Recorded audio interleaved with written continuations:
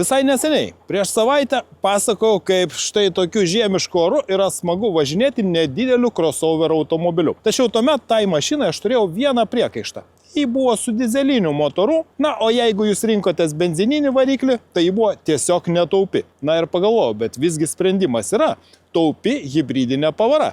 Ir kai pagalvojau apie hibridinę, akivaizdu, kad štai hibrido sinonimas stovi štai čia už manęs. Ir konkrečiai čia yra Toyota Corolla. Corolla yra ne šiaip savo automobilis, o populiariausia mašina pasaulyje. Dar 2021 metais buvo skaičiuojama, kad jų visų, įskaitant ir 12 kartą, buvo parduota daugiau kaip 50 milijonų automobilių. Išties įspūdinga istorija, žinoma.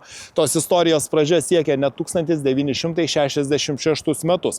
Be to, ne visi automobiliai buvo vadinami Corolla vardu. Dvi ankstesnės kartos Europoje buvo parduodamos Auris pavadinimu. Na, o štai čia yra 2018 metais pasaulyje, šiek tiek vėliau ir Europoje debiutavęs Toyota Corolla, kaip jau minėjau, 12 kartos hatchbackas, po metų pasirodė sedanas ir universalas, iš esmės tie patys automobiliai, tik skiriasi dydžiai. Ir jeigu mes kalbame apie Europą, tai Europoje tiesiog nebeliko variantų su dizeliniais motorais, o Toyota siūlė arba įprastas benzininės versijas, arba štai kaip čia šiuo atveju už mane stovinti hibridą. Kai visada naudotus automobilius aš bandau Longo naudoto automobilio aikštelėje, na, o papildomą garantiją naudotiem automobiliams siūlo Mango Insurance. Taigi, 12 kartos Toyota Corolla. Jis, kaip jau minėjau, buvo 3 kėbulų tipo. Anglijoje, Europos rinkoje buvo gaminamas hatchbackas, taip pat universalas, na, o Turkijoje buvo surenkamas sedanas. Palyginti su hatchbacku, kurio ilgis siekia be 30 mm 4,4 metro, universalas buvo gerokai didesnis, jo ilgis buvo beveik 4,70 m, todėl nieko keisto, kad tas automobilis buvo gerokai praktiškesnis tiem, kurie norėjo didesnės bagažinės. Na, o štai kalbant apie hibridinės pavaras, tai buvo 2 variantai. Čia yra su 1,8 litrų hibridinė pavara, kurios galia siekia 122 arklio galės, vėliau po modelio atnaujinimo jos galia pakilo iki 140 arklio galių. Na ir buvo galingesnė versija, kuri turėjo 2 litrų motorą ir tokio hibrido galia siekia 180 arklio galių, vėliau po atnaujinimo galia pasiekė net 196 arklio galias. Na, bet šiam nedideliam ir lengvam hatchbackui, kurio svoris buvo mažesnis nei 1300 kg, miesto važinėjimui visai užteko ir tos pradinės versijos. Beje, dar įdomus momentas tas, kad Jungtinių Amerikos valstijų, taip pat Japonijos, dar keliose Azijos ir kai kuriuose kitose šalise buvo siūloma ir sportiškoji GR Corolla versija, kurios galia siekia net 300 arklio galių. Tiesa, Europoje toks variantas nebuvo siūlomas, dabar galvojama, galbūt jis ir atkeliaus į Europą, nes Europoje kaip karštą hatchbacką gamintojas siūlė GR Yaris modelį. Taip pat buvo galima rinktis ir 1,2 litro turbo benzininę versiją, kurios pajėgumas siekia 116 arklio galių. Ir pereikime prie automobilio galo ir iš karto pastebėsiu vieną dalyką.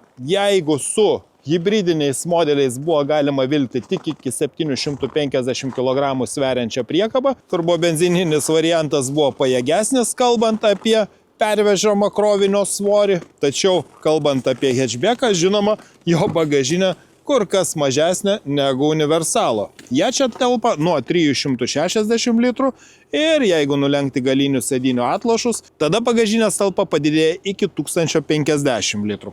Na, o jeigu norite didesnės ir talpesnės bagažinės, žinoma, tada verta pasiieškoti universalo, kurio maksimali bagažinės talpa siekia net 1600 litrų. Na, o hatchbacko atstumas tarp ašių buvo 2,6 metro. Jeigu čia būtų sedanas ar universalas, tai jo atstumas tarp ašių būtų maždaug 10 cm didesnis. Ir žinoma, didelės erdvės gale aš čia tikrai nesitikiu, visgi tai yra kompaktinė mašina, štai reikia gerokai palenkti galvą, norint įsėsti į automobilį. Tačiau pasižiūrėkite, vietos kojoms yra tikrai pakankamai, tačiau į ką aš atkreipiu dėmesį, kad galinių sėdinių atlošai yra sumontuoti tikrai labai vertikaliai, todėl tenka sėdėti štai taip, na, taisyklingai išsitiesus, tačiau tikrai nelabai patogiai, galiu pasakyti. Ir vietos virš galvos Kaip ir užtenka. Žinoma, automobilis galėjo turėti ir panoraminį stoglangį, tokiu atveju vietos virš galvos būtų mažiau.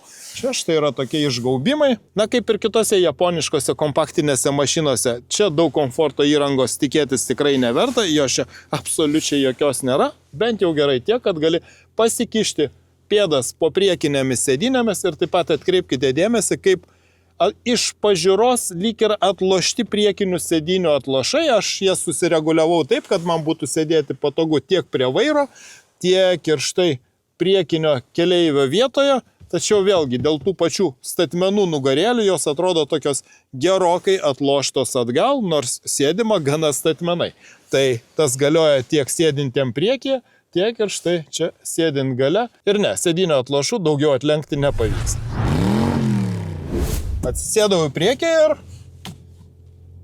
Toyota kaip Toyota, bet galiu pasakyti, kad pavyzdžiui mane jinai labiau džiugina negu vėliau pasirodęs Corolla Cross modelis, nes įprasta Corolla aš esu apie 2021 metus daręs naujo Corolla hybrido sedano apžvalgą, galite rasti ją internete ir ten atkreipiau dėmesį, kad oho, kokios kokybiškos medžiagos, ten netgi salonas buvo su šviesiais intarpais ir galiu tą patį pasakyti ir apie šį modelį, kuris yra kompaktinis automobilis C segmento, tai vertinkim kaip Volkswagen Golf, Kia Ceed, Ford Focus ir daugybė kitų automobilių. Didelių lūkesčių nėra, tačiau štai minkštutėlis plastikas, viršuje, apačioje, čia to aš neradau Corolla Cross nei anksčiau, nei modelyje po atnaujinimo, beje, modelio po atnaujinimo apžvalgą dariau visai neseniai, rasite Motorai TV YouTube apžvalgoje, tad kokybės pojūtis šiame įprastame hatchbacke Toyota Corolla yra tikrai geresnis negu madingesnėme, didesnę prošvaisą turinčiame Corolla Cross. Akivaizdu, kad jisai nesuvalgytų populiariausio Toyota modelio RAV4 pardavimų. Ir būtent toks gavosi segmentavimas. Ir prisimenu, kai aš anksčiau bandžiau tą Corolla Cross sedaną, buvau maloniai nustebintas, kokia kokybiška apdaila, ypač tai kalbant apie Toyota modelius, nėra kaip taisyklė, tačiau man tikrai labai patinka, kaip atrodo visas prietaisų skydelis, kokia yra ergonomika, apie sėdynės jau minėjau, tikrai ne pačios patogiausios, tačiau čia yra pati bazinė versija ir net bazinėje versijoje štai yra galinės eigos vaizdo kamera visose versijose, toliau galimas ir projekcinis ekranas, galimas pilnai skaitmeninis prietaisų skydelis, čia jisai turi spalvotą informacinę ekranėlį, atrodo viskas pakankamai šiuolaikiškai, tiesa. Po modelio atnaujinimo šitą 8 colio ekraną su fiziniais mygtukais pakeitė didesnis ir labiau šiuolaikiškai atrodantis 10,5 colio multimedijos ekranas. Taip pat, jeigu gerai pamenu, pačioje modelio debiuto pradžioje 18-19 metais dar net nebuvo nei Apple CarPlay, nei Android Auto, tačiau štai čia yra pasirinkimas, tiesiog reikia prijungti savo telefoną laidu ir galėsite naudoti šią sąsają, telefoną galima pasidėti štai šioje vietoje. Iš tikrųjų mane maloniai džiugina šitas salonas, kaip jau minėjau, po atnaujinimo jisai atrodė labiau pažangesnis, čia ta multimedijos sistema ir visi nustatymai yra tokie gana senamadiški, tačiau kur kas svarbiau, kad šis automobilis taip pat jau bazinėje komplektacijoje, visi modeliai, net ir bazinės versijos kaip ši, turėjo Active Sense saugumo sistemą, tai reiškia automatinį stabdymą su pėsčiųjų atpažinimu, juostos važiavimo palaikymas, ženklų atpažinimas, tokie dalykai, kur kitose automobiliuose tuo metu tikrai būdavo siūlomi už papildomą kainą arba nebuvo apskritai, o Toyota tikrai rūpinosi, kad tos saugumo sistemos būtų jau ir bazinių automobilių įrangoje. Taigi, ergonomika man tikrai čia patinka. Aš tai jau seniai esu atkreipęs dėmesį. Ir dabar pasižiūrėsiu, kaip jisai važiuoja, kadangi apie didesnį šio modelio bendrą platformį, Corolla Cross, aš sakiau, norėtųsi, kad jis važiuotų smagiau, būtų šiek tiek aštresnis vairas, bet žinoma, ten crossoveris, didesnė prošvaisa, čia štai galima pasirinkti skirtingus važiavimo režimus, tai yra tradicinis hatchbackas, žema prošvaisa 13,5 cm, ir važiavimo savybės, aišku, tai yra silpnesnė hibridinė pavara, kaip jau minėjau, jinai pasiekė 122 arklio galias, po atnaujinimo jos padidėjo iki 140 arklio galių, tačiau jeigu jau norite važiuoti tikrai labai dinamiškai, tada aišku reikia rinktis 2 litrų hibridinę pavarą, kurios galės siekia 180, o po atnaujinimo net 196 arklio galės. Dar iš karto galiu pasakyti, kad ne, tai tikrai nėra sportinis automobilis, jokių būdų. Tačiau jaučiu, kai veikia vairo sistema ir vairo sistema, na, jinai tikrai yra gerokai tokia tikslesnė, negu kalbant apie Corolla Cross automobilį. Tad hatchbackas visą laiką bus pranašesnis, kalbant apie valdymo savybės, nors čia yra baziniai 16 solių ratlankiai, didžiausi buvo galimi GR Sport versijoje 18 solių, gal su tokiais jau būtų ir nekomfortiška. Įprastas Toyota hybridas. Jeigu spaudžiate per daug, kaukia gerokai daugiau, tačiau dinamika yra tikrai nemaža. Jeigu tokia pavara būtų sunkesnėme automobilyje, tai ne. Jos jau tikrai trūktų. Tačiau yra mažiau nei 1300 kg sverianti mašina ir akivaizdu, kad jos čia saikingam važinėjimui tikrai pakanka, o įvažiuoti posūkius galima visai smagiai vien tik dėl žemo svorio centro. Toyota paskutinį dešimtmetį, būtent su šia Corolla karta ir kitais modeliais, tikrai pradėjo akcentuoti ir tą, kad automobiliai turi būti ne tik patikimi, ne tik praktiški, ne tik taupus, tačiau ir turėti sportinių ambicijų. Čia žinoma, tiesioginę tam įtaką turėjo ir pats Toyota vadovas, kuris mėgsta lenktynės, mėgsta automobilių sportą. Ir jeigu man sakytų, kągi tu rinktumėsi, ar pavyzdžiui, sakykime taip, šioje klasėje etaloninį, tai vadinama pavyzdinį Volkswagen Golf, arba pavyzdžiui Renault Megane, Kia Ceed, Ford Focus, tai valdymas taip, man tikriausia Megane, Ford Focus būtų, tačiau pamačius hibridinės pavaros degalų sąnaudas, o gamintojas nurodo, kad jos yra 4,5 litro 100 km, tikrai labai nesunku pasiekti, kad jos būtų apie 6 litrų 100 km. Na, aš tikrai pagalvočiau, kokie būtų mano prioritetai. Ar važiuojant miesto režimu, šios pavaros net ir su silpnesnė 1,8 litro hibridinė transmisija visai pakanka. Paklausykite mano patarimo. Jeigu tik jūs nors kiek vertinate važiavimo savybės, pirkite hatchbacką. Tikrai aš manau, kad jūs nustebins lygiai taip pat, kaip maloniai nustebau ir aš, atsisėdęs į šį 2021 metų Toyota Corolla, kur tikrai neturėjau jokių didelių lūkesčių, tačiau atsisėdęs jo saloną pamačiau pakankamai kokybiškas medžiagas ir tikrai kur kas geresnės nei visose Toyota Cross modeliuose, kalbu tiek apie Yaris Cross, tiek apie Corolla Cross. Čia yra labiau kokybiškos medžiagos negu Corolla Cross. Ten jūs mokate daugiau už tiesiog erdvesnį, didesnį kėbulą, madingą išvaizdą, didesnę prošvaisą.